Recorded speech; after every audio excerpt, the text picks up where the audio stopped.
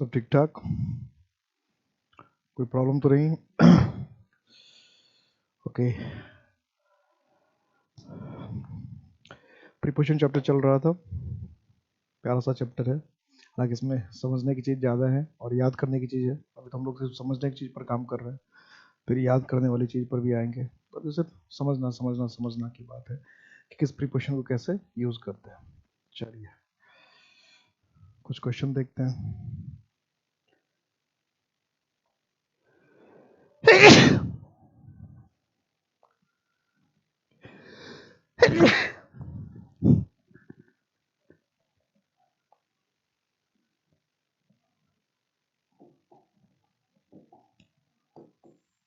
First question, in the past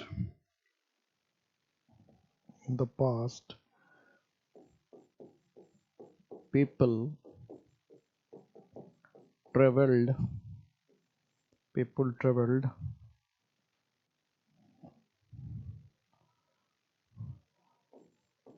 by foot.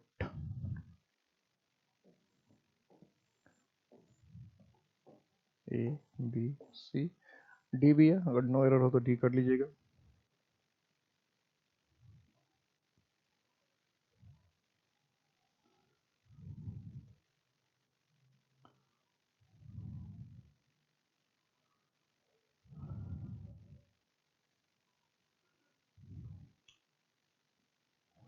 Second, I went into the bank and withdrew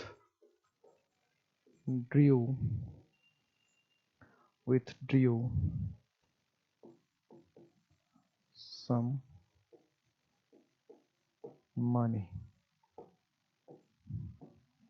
और कोई गलती नहीं है तो नो एरर। थर्ड,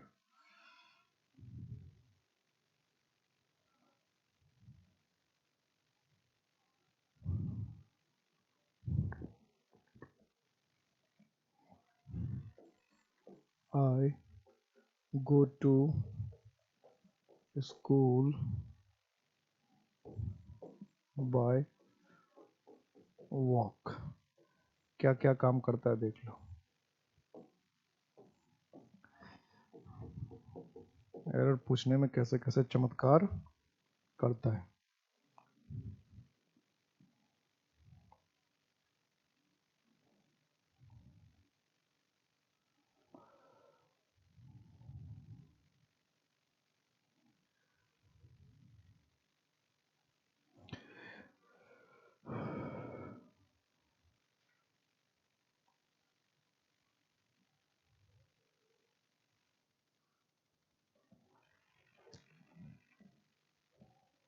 क्या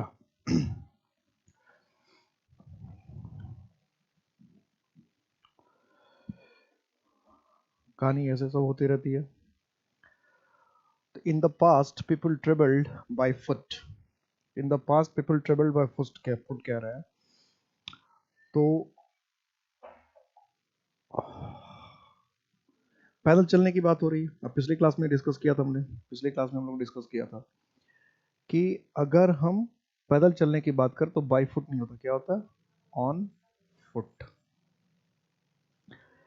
आई went in to the bank, कहाँ बैंक जा रहे थे? बैंक में गए, बैंक पहुंचे, मैं बैंक गया, यानी आप कहना चाह रहे थे बैंक आपका डेस्टिनेशन था जाने का। कहाँ गए? तो गो के साथ बैंक।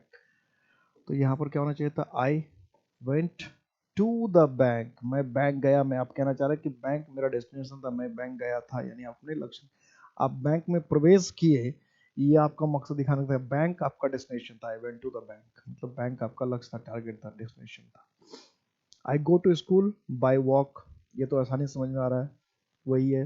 तो एक ही क्वेश्चन देखिए रिपीट भी हो रहा है ना, ये क्वेश्चन तो रिपीट हो गया ना, एक क्वेश्चन, ये तो अलग अलग एग्जाम का क्वेश्चन है। तो कोई पूछ रहा है बाय फुट लिख रहा है, कोई बाय वॉक लिख रहा है, तो बाय वॉक की जगह क्या लिखा? On walk. ये बाय ऑन फुट, ये तो अलग अलग में चला गया। तो बाय, एक्चुअली एग्जाम पे देखना पड़ेगा, क्वेश्चन ऐसे ही था, बाय वॉक ऐसे लिखा हुआ नहीं था।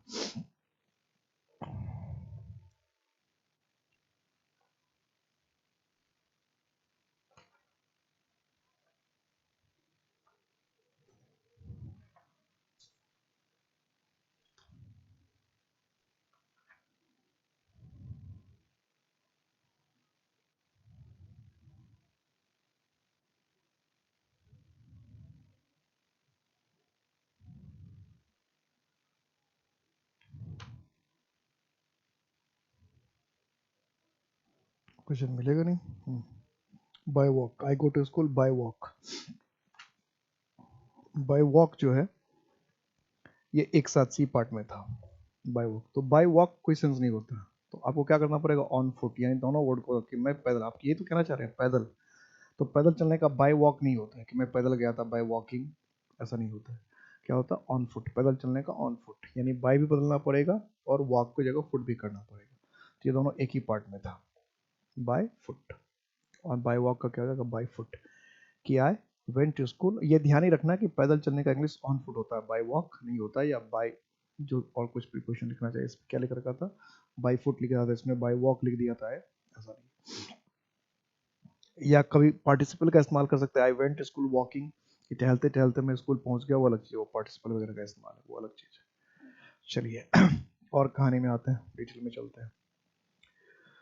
तो लगभग अभी तक आपने 16-17 प्रीपोजिशन के यूज सीख लिए, और आज की क्लास में हम लोग 20 क्रॉस कर जाएंगे, तो अच्छी बात है, बेहतर है। एक प्रीपोजिशन है डिस्पाइट, ये प्रीवियस ईयर के एग्जाम में देखेंगे तो कई बार, एक दो बार नहीं, कई बार, जैसे फुट का आपने देख लिया, ऑन फुट कई बार पूछ चुका है, ऐसे डिस्पाइट कई बार पूछ चुका है। डिस्पाइट का क्या होता है, इसका मतलब होता है के बावजूद, के बावजूद। इसमें एग्जाम में क्या करता है वो मोटा मोटी समझिए, कि डिस्पाइट का मतलब होता है के बावजूद, और डिस्पाइट के साथ कोई दूसरा प्रीपोजिशन कभी नहीं लग सकता। डिस्पाइट के साथ आपने ऑफ लगा दिया और डिस्पाइट के साथ आपने फोर लगा दिया, ऐसा कुछ नहीं होता। यानी डिस्पाइट जब भी आता है तो अकेला आता है, डिस्पाइट जब भी आता है तो क्या आता है, अकेला आता है। एग्जाम में क्या करता है सबसे बड़ी गलती, कि डिस्पाइट के साथ आपको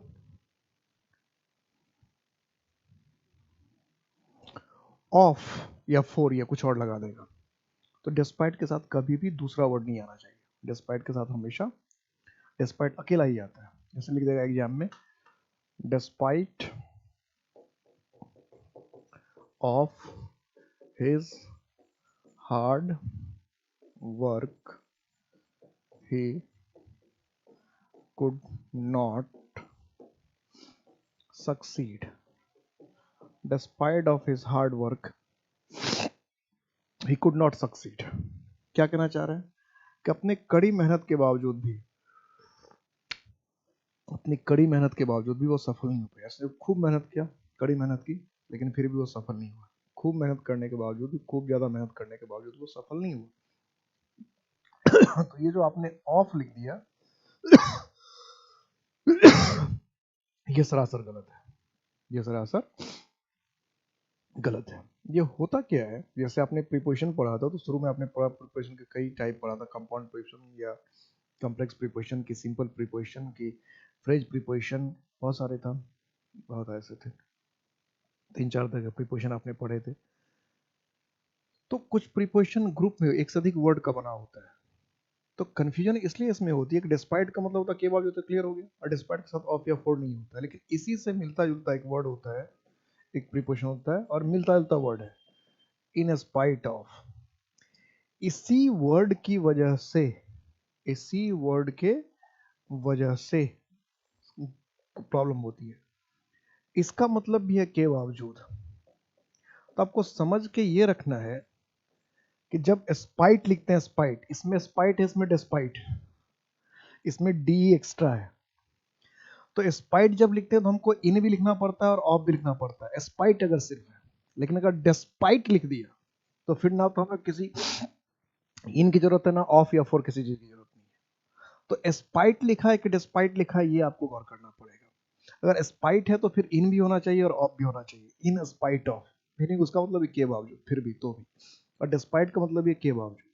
तो डिस्पाइट के साथ कोई दूसरा वर्ड नहीं आता, लेकिन एस्पाइट के साथ दो और एक्स्ट्रा वर्ड आते हैं, इन भी और ऑफ भी। तो जानबूझकर एग्जाम में क्या करता है, डिस्पाइट के बाद ऑफ लगा देता है, कि एग्जाम में जब स्टूडेंट एग्जाम दे रहे होते हैं तो इतने वो नर्वस रहते हैं, या कभी कभी इतने प्रॉब्लम में रहते हैं, इतने उत्तेजित रहते हैं, इतने एक्साइटेड रहते हैं, उनको लगता है अरे अभी तो इसमें बहुत प्रेशर में है, तो डिस्पाइट है कि इंस्पाइट है पता नहीं चलता है, एग्जाम में पता नहीं चलता है, ध्यान नहीं। और एग्जाम घर में आके पता, अरे ये तो डिस्पाइट था, हमने इंस्पाइट सोच लिया, या स्पाइट था, हमने डिस्पाइट सोच लिया, घर में आके पता चलता है। तो ये बात होनी ही नहीं चाहिए। एग्जाम ही जब दे रहे हैं तो उससे समय तैयार रहिए, सोच कर रहिए कि भाई डिस्पाइट है कि इंस्पाइट, ये देखना है, ठीक है। तो स्पाइट के साथ इन भी लगेगा, ऑफ भी लगेगा, डिस्पाइट के साथ कुछ भी नहीं, दोनों का मीनिंग सेम होता है, इसका ध्यान रखना है। और ये इन स्पाइट ऑफ अलग अलग लिखिए, इसको एक साथ भी नहीं लिखा जाए डिस्पाइट की तरह, जैसे डिस्पाइट एक वर्ड की तरह लिखा जा रहा है, इनको स्पाइट ऐसे इन स्पाइट नहीं लिख देना है। हालांकि कई जगह आपको ऐसा लिखा हुआ मिल सकता है पेपर मैगजीन में, तो ये गलत माना जाता है, ये भी ध्यान रखना है। फॉर्मल ग्रामर क्या कहता है कि इन और स्पाइट हमेशा अलग अलग लिखा जाना चाहिए। अगर प्रीपोजिशन की तरह यूज करें तो इन स्पाइट ऑफ, तीनों अलग अलग लिखा जाएगा, यानी कि डिस्पाइट की तरह इन स्पाइट को एक साथ मिला दिया कि जब डिस्पाइट एक साथ है तो चलो इन स्पाइट को भी मिला देते हैं। ऐसा बिल्कुल नहीं करना है, ऐसा बिल्कुल नहीं करना है। जैसे हमने लिखा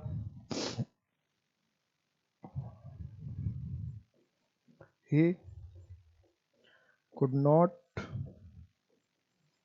complete his task in spite of my help. He could not complete his task in spite of my help. कि मेरी मदद के बावजूद भी, मेरे मदद के बावजूद भी वो अपना काम नहीं किया। मैंने मदद किया तो भी, फिर भी, मेरे मदद करने के बावजूद भी, मेरे मदद करने के बाद भी उसने अपना काम ठीक से नहीं किया है, वो काम ठीक से नहीं कर पाया। ठीक है, चलिए नेक्स्ट, अबाउट। अबाउट का बेसिकली मतलब होगा किसी चीज के बारे में, किसी चीज के बारे में, किसी चीज के संबंध में, है ना, के बारे में या के विषय में कह दिया, के संबंध में कह दिया। जैसे कि हमने कहा I know nothing about you, कि मुझे कुछ ना पता तुम्हारे विषय में, कुछ नहीं जानता मैं तुम्हारे विषय में। तो किसी के बारे में, किसी के संबंध में, I know nothing about you. ये हमने कहा this book is about animals. यहां ध्यान रखिएगा, अबाउट एनिमल्स और ऑन एनिमल्स दोनों हो सकता है, लेकिन दोनों के मीनिंग में बहुत ज्यादा डिफरेंस है। आपने कहा this book is on India, तो this book is on India लिखा है, इसका मतलब इंडिया पर लिखी गई वह खास किताब है। This book is on India, तो इंडिया पे लिखी गई खास किताब है।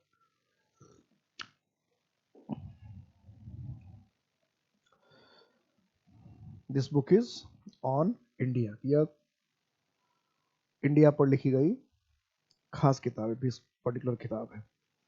This book is about India लिखा, इसका मतलब जनरल बात है, यानी वो जो किताब होगी सिर्फ इंडिया के विषय में उसमें जानकारी नहीं होगी, और भी चीजें हो सकती है। अबाउट इंडिया मतलब भारत की भी उसमें जानकारी है, एकदम भारत को टारगेट करके लिखी गई किताब होगी ऐसा नहीं है। मतलब हो सकता है भारत के विषय में भी जानकारी हो। जैसे हम this book is about animals, तो this book is about animals क्या रखते हैं, इसका मतलब इस बुक में आपको एनिमल्स के विषय में जानकारी मिल जाएगी। लेकिन इसका ये मतलब नहीं कि एनिमल्स पर लिखी गई कोई एकदम पर्टिकुलर खास किताब है, वो ऐसा नहीं। यानी ऑन कर देने का मतलब है कि एकदम खास तौर से जो किसी चीज पर लिखा गया है उसको हम ऑन कहते हैं। और जनरल तौर से किसी चीज के विषय में लिखा, यानी सही दोनों होता है लेकिन दोनों के मीनिंग में डिफरेंस है। अबाउट लिख रहे हैं इसका मतलब आम बात है, जनरल है कोई, और ऑन लिख रहे हैं इसका मतलब खास करके उस टॉपिक पे लिखी गई किताब है, इस बात को ध्यान रखना। इसके अलावा अबाउट का इस्तेमाल हम लोग और एक काम करते हैं।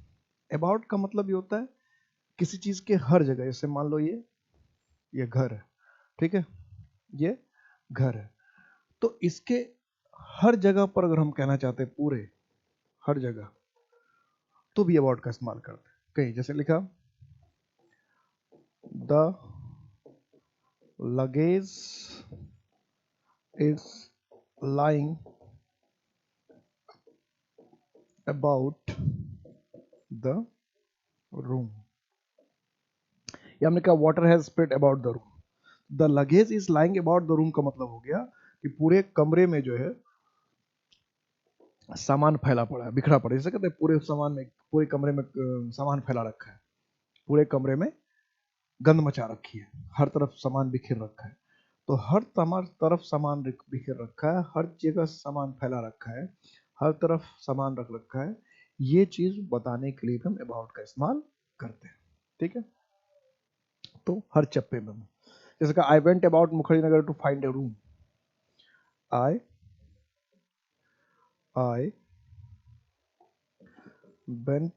went about Mukherjee Nagar to find a room. तो इसका क्या मतलब है कि मैं मुखर्जी नगर के हर जगह गया, पूरा मुखर्जी नगर ढूंढ मारा एक रूम के लिए, पूरा मुखर्जी नगर घुमाया एक रूम के लिए। आई वेंट अबाउट मुखर्जी नगर मतलब जो कोई कोई पूरा मुखर्जी नगर खा छान मारा, पूरे मुखर्जी नगर का चक्कर लगा लिया, पूरे मुखर्जी नगर का कोना कोना देख लिया, हर एक रूम को जैसे देखना है। अबाउट कहने का मतलब हर जगह, मुखर्जी नगर में हर तरफ आप गए रूम देखने के लिए। अबाउट का मतलब हर जगह, एवरीवेयर भी जैसे अक्रॉस का मीनिंग था, तो वैसा ही अबाउट का मीनिंग किसी चीज के, किसी इलाके के अंदर में हर जगह, किसी चीज के अंदर हर जगह, ठीक है। ताइवान लोग जा क्या करते हैं, इस तरह के सेंस में अबाउट का अक्रॉस का ही ज्यादा यूज करते हैं। अबाउट भी मीनिंग देता है लेकिन अक्रॉस का लोग ज्यादा यूज करते हैं, तो ज्यादा पॉपुलर है। इसके अलावा अबाउट का एक मतलब अराउंड जैसा भी हो सकता है, अराउंड अराउंड जैसा है। मान लो कि ये घर है और इस घर के चारों तरफ पेड़ ही पेड़ है, या चारों तरफ पानी ही पानी है, कुछ भी हो सकता है ऐसा। एक घर है, एक पेड़ है, एक बिल्डिंग है, उसके चारों तरफ हर तरफ पानी पानी है। तो हम लिख सकते हैं there is water about my house. There is water about my house कह रहे हैं, इसका मतलब हम कहना चाह रहे हैं कि मेरा जो घर है उसके चारों तरफ, उसके हर तरफ क्या है, पानी। तो देयर इज बुश या बुशेस अबाउट माई हाउस, कि मेरे घर के चारों तरफ झाड़ियां हैं। क्या there is forest about my house, तो इसका मतलब क्या कि मेरे चारों तरफ, यस जो राउंड अराउंड का सेंस होता है, अबाउट भी लिख सकते हैं, राउंड अराउंड भी लिख सकते हैं, जो भी किस चीज के चारों तरफ, हर तरफ। ये जरूरी नहीं होता है कि, अब ये भी आपको समझना पड़ेगा कि प्रीपोजिशन अब क्या हो गया, 15 से ज्यादा प्रीपोजिशन हो गए और एक एक प्रीपोजिशन के 3 से 4 मीनिंग हो जा रहा है ना। तो इससे क्या होगा, इससे क्या कंक्लूजन निकलता है कि इससे धीरे धीरे ये बात समझ में आएगी कि एक ही सेंस में एक से अधिक प्रीपोजिशन का भी इस्तेमाल हो सकता है। जरूरी नहीं है कि हम एक ही प्रीपोजिशन का फिक्स इस्तेमाल करता है कि बस एक यही होगा। कभी कभी क्या होता है कि एक ही सेंस में एक से अधिक प्रीपोजिशन का इस्तेमाल होता है, हो सकता है, होगा। जैसे देखिए अबाउट का इस्तेमाल राउंड के सेंस में भी हो जा रहा है, अबाउट का इस्तेमाल आपको अक्रॉस के सेंस में भी हो जा रहा है ना, हर जगह हर चप्पे चप्पे कहने के सेंस में हो तो जा रहा है। तो दोनों ध्यान रखना पड़ेगा, ठीक है, ठीक है। और कभी कभी ऐसा भी इसका उल्टा मीनिंग भी हो सकता है, जैसे ये कमरे कभी इधर कभी इधर कभी इधर कभी इधर कभी इधर कभी इधर कभी इधर, ऐसा भी हो सकता है, अस्त व्यस्त इधर उधर इधर उधर उधर उधर कहीं, ऐसा भी हो सकता है। तो इस सेंस में भी क्या हो सकता है, अबाउट का इस्तेमाल हम लिखेगा सेंटेंस देख देख कर क्लियर होगा। इस सेंटेंस में जैसे हम लोग क्या लिख रहे हैं, ये सेंटेंस का ये हुआ, the baby is running about the room. अब इसको अगर हम ध्यान से नहीं देखेंगे, इसके दो मीनिंग हो सकता है। नहीं, इसके हिसाब से देखा, एक तो क्या रूम है तो रूम के चारों ओर घूम रहा है। अब एक ही रूम हो तो उसके चारों ओर घूम रहा है, तो समझ में भी आ सकता है कि एक बिल्डिंग है, बिल्डिंग के चारों ओर घूम रहा है, तो समझ में आता है। चलो ये कंफ्यूजन हो गया कि बिल्डिंग के चारों ओर घूम रहा है। नहीं तो क्या होगा, हम कहते हैं कि बच्चा जो है कमरे में इधर से उधर भाग रहा है, the baby is running about the room. क्या कहेंगे कि बच्चा जो है कमरे में इधर से उधर भाग रहा है, कभी इस तरफ जा रहा है, कभी उस तरफ जा रहा है, कभी इधर भाग रहा है, कभी उधर भाग रहा है। बच्चा कमरे में इधर से तरफ से उधर, इस तरफ से उस तरफ, या इधर उधर कहीं भी भाग रहा है, भागता जा रहा है। कभी इधर भाग रहा है, कभी उधर भाग रहा है, कभी इधर जा रहा है, कभी उधर जा रहा है। तो इधर उधर भागता फिर रहा है, इधर भागता चल रहा है। ठीक है, इधर उधर भागता फिर रहा है या भागता चल रहा है, कभी इधर भाग रहा है, कभी उधर भाग रहा है। जो अबाउट द, ध्यान रह जाएगा अबाउट का। ठीक है, अबाउट, अबाउट का मतलब कभी कभी करीब करीब भी होता है, लगभग भी होता है। करीब करीब, लगभग के सेंस में, अराउंड, अप्रोक्सीमेट। जैसे हम कहते हैं अबाउट 10 o'clock। तो इस सेंटेंस में अबाउट भी होता है और अराउंड भी होता है। लगभग के सेंस में अराउंड 10 o'clock कह रहे हैं, उसका भी मीनिंग वही है, 10 बजे के लगभग। अबाउट 10 o'clock इसका मतलब भी वही। हमने कहा अबाउट 20 बॉयज, इसका मतलब भी है लगभग 20 लड़के। अराउंड 20 बॉयज इसका मतलब भी है लगभग 20। यानी अबाउट और अराउंड के दोनों का मीनिंग, दोनों का एक ही मीनिंग निकलेगा। हमने कहा अबाउट 3 days, तो हम कह रहे हैं 3 दिन के लगभग। हमने कहा अराउंड 3 days, 3 दिन के लगभग, दोनों एक ही जैसा मीनिंग। यानी लगभग के सेंस में, करीब करीब के सेंस में। अप्रोक्सीमेट, जो हम अप्रोक्सीमेट कहते हैं ना, या अप्रोक्सीमेटली कहते हैं, तो उसके 3 सिनोनिम्स हो गए, अराउंड हो गया, अबाउट हो गया, अप्रोक्सीमेट हो गया। तो अप्रोक्सीमेट का मतलब भी लगभग करीब करीब, अराउंड का मतलब भी करीब करीब लगभग, और अबाउट का भी मतलब करीब करीब लगभग। यह एक चीज और ध्यान दीजिएगा, कभी कभी हम लोग को लिखने को मिलता है कि 24 घंटा, हर वक्त, कहते हैं वो 24 घंटा काम करता है, वो हर वक्त काम करता है, हर वक्त बिजी ही रहता है। तो 24 घंटा हर वक्त जब लिखना रहता है, तब हम लोग लिखते हैं, तब नहीं लिखते हैं राउंड द क्लॉक। ठीक है, तब ऐसा मत लिख दीजिएगा कि अराउंड द क्लॉक या अबाउट द क्लॉक। तब अराउंड या अबाउट द क्लॉक नहीं लिखा जाता है, गलत हो जाएगा। ठीक है, अराउंड द क्लॉक या राउंड द क्लॉक, जब हमें कहना है 24 घंटा, हर वक्त, मौके बे मौके, हर वक्त, हर जगह, हर समय, जब इस तरह के वर्ड्स का यूज करना होता है, तो फिर हम लोग क्या यूज करते हैं, क्या यूज करना चाहिए, round the clock. Round the clock का मतलब होता है हर वक्त, हमेशा। Round the clock, round the clock,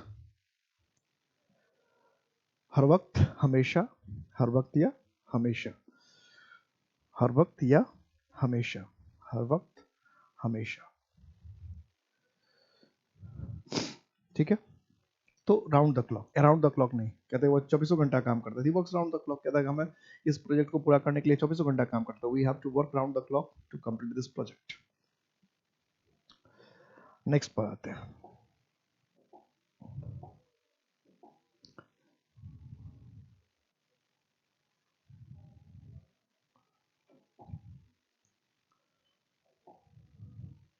जैसे अबाउट हो गया, एबव, एबव। तो एबव का मतलब होगा किसी से ज्यादा, मोर देन, मोर देन, या कभी कभी होता है हाइयर देन। दोनों सेंस होता है, दोनों ध्यान रखिए। मोर देन का मतलब हुआ किसी से ज्यादा, अधिक। जैसे 10 है तो 12, 15 है तो 20, ये हुआ मोर देन। और हाइयर देन का मतलब हुआ ऊंचाई, किसी से ज्यादा ऊंचा। जैसे 10 फीट है तो 12 फीट, 15 फीट है तो 20 फीट। ये हुआ दोनों चीज। मोर देन का मतलब किसी चीज का अमाउंट या मात्रा में ज्यादा, अधिक। और हाइयर देन का मतलब, हाइयर देन का मतलब मात्रा भी ज्यादा समझ सकते हैं, और कम से कम ऊंचाई तो समझना ही चाहिए। इसलिए मोर देन और हाइयर देन को थोड़ा ठीक से समझ कर रखना है। सिनोनिम्स भी हो गया, लेकिन हाइयर देन जो है तो ऊंचाई की भी बात भी करता है, हाइट की भी बात कर सकता है। हाइयर देन जो है ऊंचाई की भी बात करेगा। जैसे हम लिखते हैं, और कभी कभी इसका मीनिंग बियॉन्ड भी होता है। बियॉन्ड, पड़े, पड़े मतलब कि उस पार। परे कहने का मतलब क्या, किसी चीज के उस पार। अब एग्जाम्पल, तीनों का एग्जाम्पल लेते हैं। जैसे हमने कहा it is above my knowledge, तो it is above my knowledge कह रहे हैं, इसके दो मतलब हो सकते हैं कि भाई मेरे ज्ञान से ज्यादा, जितना मैं समझता हूँ उससे ज्यादा, यानी मेरे बस की बात नहीं है। सिंपल सा यही मीनिंग हुआ कि मेरे समझ से परे है, मेरे बस की बात नहीं है, मेरी क्षमता से ज्यादा है, मेरी औकात से ज्यादा है। ठीक है, मेरी औकात से ज्यादा है या क्षमता से ज्यादा है। ठीक है, मोर देन हो गया, ज्यादा हो गया, तो ये मोर देन के सेंस में भी आ गया और बियॉन्ड के सेंस में अभी समझ के परे भी कह दिया। जैसे हमने कहा he his honesty is above suspicion,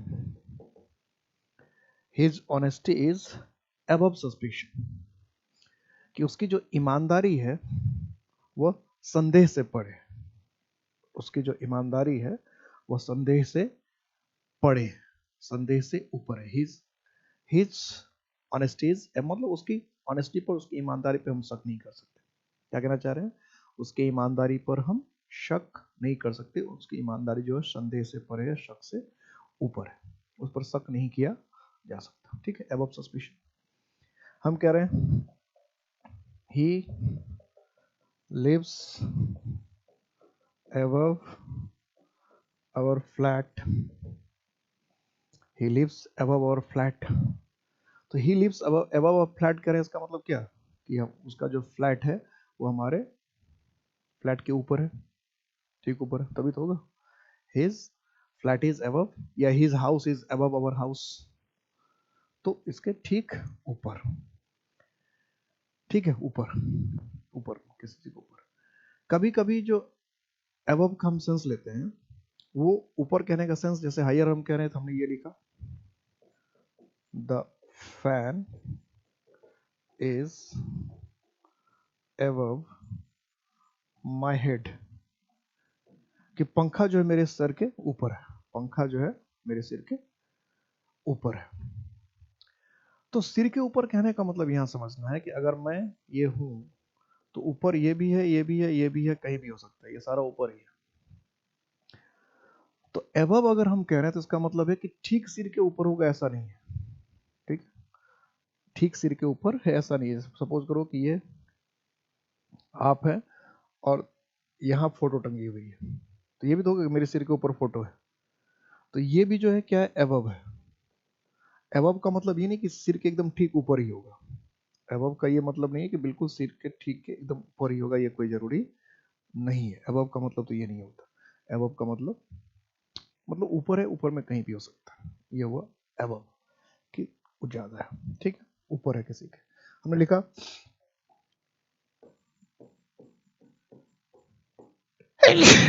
we are flying above the clouds, we are flying above the clouds, तो क्या कहना चाह रहे हैं, तो हम लोग क्या चाहते हैं, हम जो है क्लाउड्स के ऊपर से, क्लाउड के यानी आप अगर फ्लाई कर रहे हैं, कभी प्लेन से गए हो तो आप देखते हो कि कैसे बादलों के ऊपर से फ्लाई करता है प्लेन, तो we are flying above the clouds, यानी क्लाउड्स नीचे है और हम लोग उसके ऊपर से फ्लाई कर रहे हैं। क्लाउड्स नीचे है, उसके ऊपर से फ्लाई हो रहा है। We are flying above the clouds, we are flying above the clouds. हम लिखते हैं above 20 बॉयज, अब यहां मीनिंग बदल जाएगा। above 20 बॉयज कह रहे हैं, क्या इसका मतलब, क्या ज्यादा, 20 बॉयज ज्यादा। अराउंड कहा था, इसका मतलब आसपास, इर्द गिर्द। अबाउट कहा था, इसका मतलब above कह रहे हैं, इसका मतलब ज्यादा, मोर देन above 20 बॉयज। ठीक है, कि 20 लड़के से ज्यादा, above 20 क्वेश्चन, कि 20 क्वेश्चन से अधिक ही। above 30 क्वेश्चन मतलब 30 क्वेश्चन से ज्यादा है, मोर देन का सेंस आ गया। या हम कहते हैं the water is flowing above the danger mark, या का the water is flowing above my knees, कि मेरे घुटनों से ऊपर तक पानी फैल रहा है, तैर रहा है, चल रहा है, तो डेंजर मार्क होगा। कोई भी डेंजर मार्क, सपोज करो कि ऐसा ऐसा कहीं डेंजर मार्क हो, कोई डेंजर मार्क हो, कोई डेंजर मार्क हो। अब पानी जो है इसके क्या कर गया, ऊपर चला गया। पानी क्या है इसके ऊपर जा रहा है, ऊपर जा रहा है, ऊपर जा रहा है, ऊपर जा रहा है, ऊपर जा रहा है, तो ये डेंजर मार्क रहा, रेड डेंजर मार्क हुआ। अब पानी उसके ऊपर चला गया, या कोई ये रहा आपने, ये आप बना रखे हैं और इसके ऊपर से पानी जा रहा है, पानी जा रहा है, पानी जा रहा है, पानी जा रहा है, तो अब हो गया डेंजर मार्क। डेंजर मार्क पानी जो है किसी चीज के ऊपर जा रहा है। इस सेंस में कभी कभी ऐसा होता है, जैसे हम लिखते हैं there is a bridge above the river। There is a bridge above the river कहने का मतलब, रिवर कहने का मतलब क्या है, तो इसको समझिएगा। above कहने का मतलब क्या है कि ये मान लो अगर नदी है, ये नदी है, तो इसके ऊपर में होगा ना ब्रिज, कहीं इधर ऊपर में होगा ना उसके। तो जब हम अक्रॉस लिख रहे हैं तो उसका मतलब होता है एक पार से उस पार। जब ओवर ब्रिज की बात कर रहे हैं तो ब्रिज क्या, हम ऊंचाई दिखाना चाहते हैं, हाइयर देन, कि नदी के ऊपर पुल है। तो जब हम अक्रॉस कहना चाह रहे हैं तो हमारा कहना चाहते हैं कि पुल जो है कि एक सिरे को दूसरे सिरे से कनेक्ट कर रहा है। ध्यान देना मेरी बात को, कि जब हम अक्रॉस कहना चाह रहे हैं तो हम क्या कहना चाह रहे हैं कि पुल जो है नदी के एक सिरे के एक साइड को दूसरे साइड से जोड़ता है। और जब हम एबव कहना चाह रहे हैं, इसका मतलब कहना चाह रहे हैं कि नदी ये है, नदी के ऊपर पुल है। ठीक है, नदी के ऊपर पुल। और एबव का जैसे ऑन का सेंस हम लिखते हैं, तो ऑन के सेंस में क्या होता है, टचिंग द सरफेस। एबव में जरूरी नहीं कि टच करेगा सरफेस को, टच कर भी सकता है, नहीं भी कर सकता है। ठीक है, तो जब कहते हैं the flight flat is above my flat, तो इसमें तो टच करेगा, we are flying above the clouds, तो क्लाउड्स को टच करे जरूरी नहीं है। The picture is above my head, the fan is above my head, तो टच करेगा, ये तो जरूरी नहीं है। एकदम टच करने का सेंस लाना है तो ऑनलाइन ऑन ले आइए। तो ध्यान ये रखना है कि एवब का इस्तेमाल कई और सेंस में, कई सेंस में हो गया। ठीक है, ध्यान रखना होगा। और अक्रॉस और एवब में क्या डिफरेंस हो गया, कि अक्रॉस जब हम कहना चाह रहे हैं, इसका मतलब कह रहे हैं एक साइड को दूसरे साइड से जोड़ रहा है, एक पार्ट को दूसरे पार्ट से, एक तरफ को दूसरे तरफ से, मतलब एक छोर से दूसरे छोर। जब एबव कहना चाह रहे हैं तो एबव का मतलब क्या कहना चाह रहे हैं, कि ऊपर नदी है, नदी के ऊपर पुल है, नदी के ऊपर पुल है, पोजिशन उसकी बात कर रहे हैं। तो जरा अबाउट और एबव में डिफरेंस को ध्यान में रखना है। ठीक है, अबाउट और सॉरी अबव और अक्रॉस में। तो अबाउट एबव क्लियर है। अब थोड़ा सा आजकल के जो आज का जो चल रहा है उसमें ज्यादा पूछे जाने वाले में से आज आज मुझसे डिस्पाइट सबसे ज्यादा पूछा गया। अबाउट एबव तो कम ही पूछा गया है। अबाउट एबव इतना, जैसे जितने इसके यूज है अबाउट एबव के, उतना पूछा नहीं गया। अगर प्रीवियस ईयर क्वेश्चन देखेंगे तो अबाउट एबव कम मिलेगा आपको, कम, जितने और सब पढ़ चुके हैं उसके तुलना में। नेक्स्ट की तरफ चलते हैं। लेकिन कभी कभी तो क्वेश्चन पूछा ही जाते हैं, ऐसा नहीं कि बिल्कुल नहीं पूछा गया, और पता तो होना चाहिए। और डिफरेंट डिफरेंट एग्जाम के क्वेश्चन देखें तो किसी किसी एग्जाम में बहुत ज़्यादा भी पूछा गया है, ऐसा भी है। अब कौन से एग्जाम के पेपर देख रहे हैं इस पर डिपेंड करता है। चलिए नेक्स्ट, एक वर्ड आता है, एक मैं क्वेश्चन पूछ रहा हूँ, देखिए कितना ही छोटा सा क्वेश्चन है और कैसे कंफ्यूज करते हैं लोग। और कई बार क्वेश्चन पूछा हुआ, एक दो बार नहीं, कई बार। Is sitting opposite to me, he is sitting opposite to me, कि वो मेरे अपोजिट बैठा है, मतलब मेरे सामने बैठा, वह मेरे सामने बैठा है, सिटिंग अपोजिट टू मी। अब अपोजिट क्या करें, opposite is sitting opposite to me, अभी अंडरलाइन कर देता है ऐसा। तो मैक्सिमम स्टूडेंट जब ये क्वेश्चन आता है जिसमें नो एरर करके आते हैं, मैक्सिमम स्टूडेंट नो एरर करके ही आते हैं। आप भी यही करके आते हैं, अब देख लीजिए। या अगर मान लिया ज़्यादा मैंने दबाव डाल दिया कि मैक्सिमम स्टूडेंट नो कर एरर करके आते हैं, तो हम कहते हैं हम तो भाई डिफरेंट करेंगे, हम तो इसमें एरर ढूंढेंगे, कुछ से कुछ गलती ढूंढ दी है। तो सबसे पहली बात तो आप ये समझिए कि बहुत सारे बच्चे यही नहीं समझते हैं कि अपोजिट वर्ड जो है, नहीं समझते, कहने का मतलब उनको पता नहीं होता है, ये कहने का मतलब ये नहीं समझते का मतलब ये नहीं कि उनको इतनी समझ नहीं है, ये कहने का सेंस नहीं, मतलब उनको पता नहीं होता। क्या नहीं पता होता है कि अपोजिट वर्ड जो है ये खुद प्रीपोजिशन है। तो अपोजिट को अगर आपको भी, जैसे मैं कह रहा हूँ ये प्रीपोजिशन, तो हो सकता है आपका ही दिल टूट जाए, क्योंकि दिल तो बड़ा नाजुक है आपका। तो कई बार तो दिल आप ही का टूट जाता है कि ये क्या कह दिया, अपोजिट कैसे प्रीपोजिशन हो गया, अपोजिट कैसे प्रीपोजिशन। तो अपोजिट प्रीपोजिशन भी है। अपोजिट का मतलब खिलाफ भी होता है, विपरीत भी होता है, जो भी आप कहने एडजेक्टिव का यूज करने देख ले जैसा भी हो, लेकिन अपोजिट साथ साथ क्या है, प्रीपोजिशन भी है। और अपोजिट जब प्रीपोजिशन होता है तो इसका मतलब होता है सामने। अपोजिट जब प्रीपोजिशन होता है इसका मतलब होता है सामने।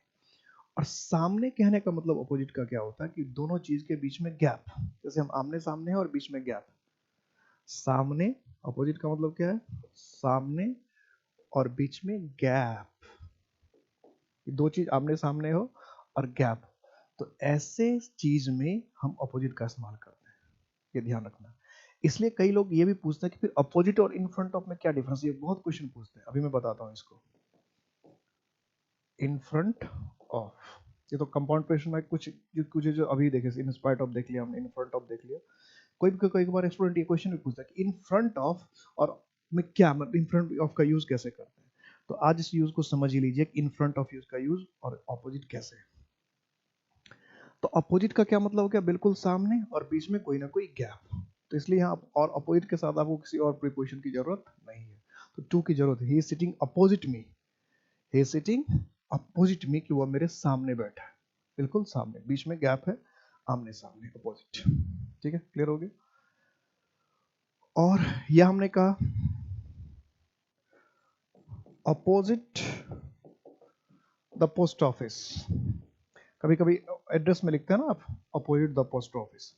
तो अपोजिट द पोस्ट ऑफिस लिखने का मतलब ये है कि बीच में रोड है और आमने सामने यानी गैप है, कि रोड के एक तरफ आपका घर है और रोड के दूसरे तरफ पोस्ट ऑफिस है, तब लिखते हैं अपोजिट द पोस्ट ऑफिस।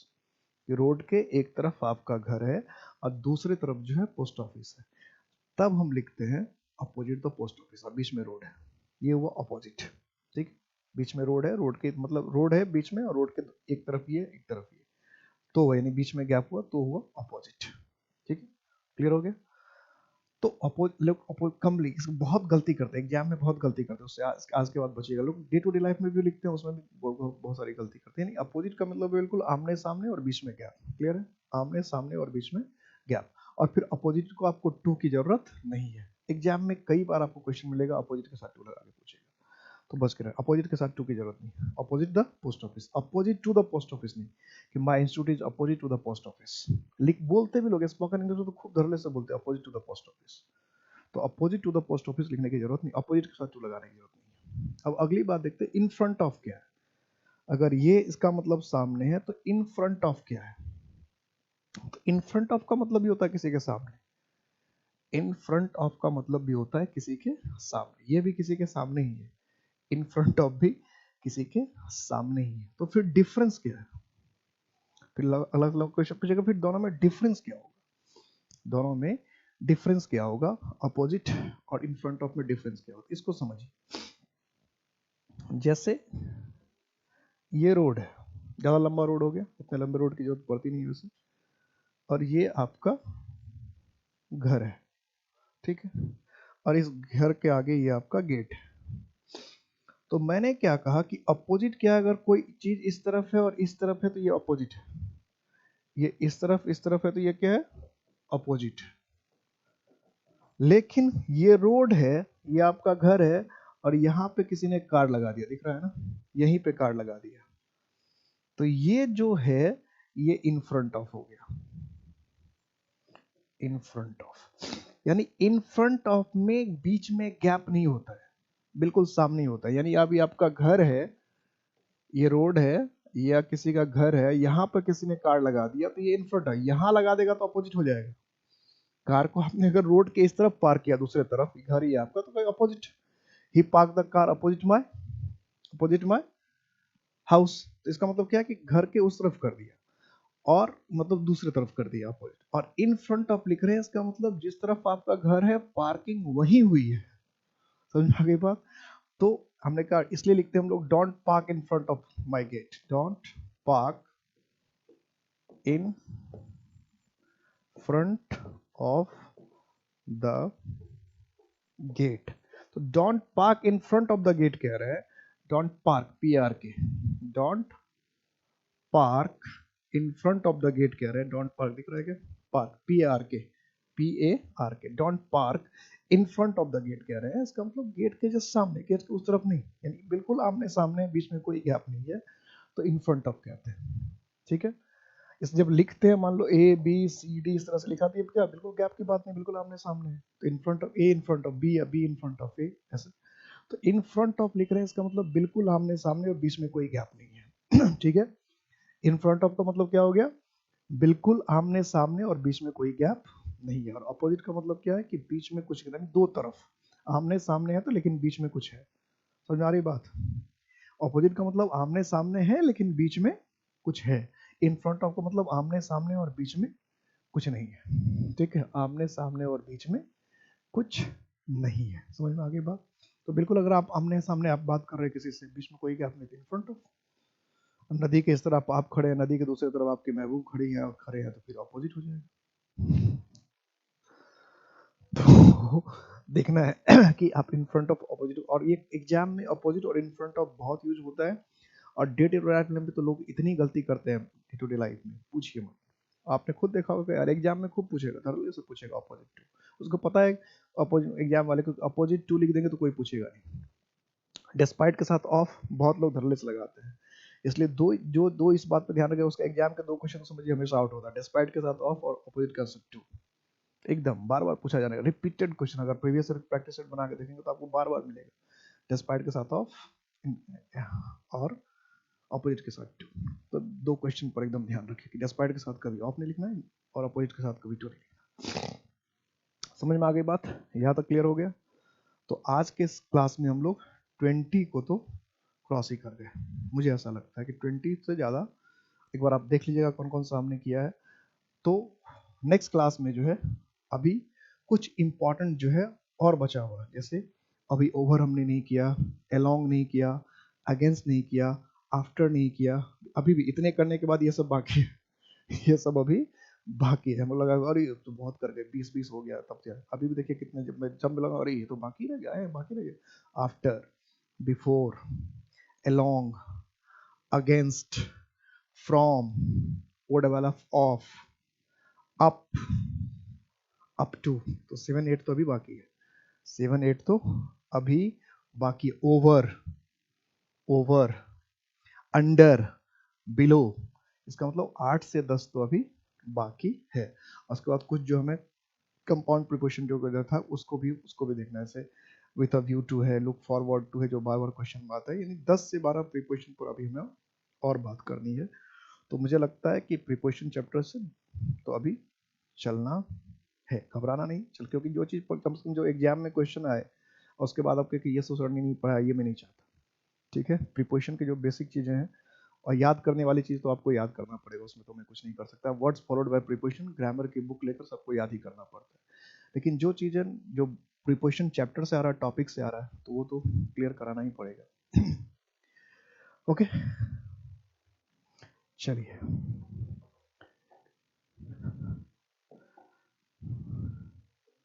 कितना टाइम हुआ? ओके, टाइम भी ठीक ठाक हो गया।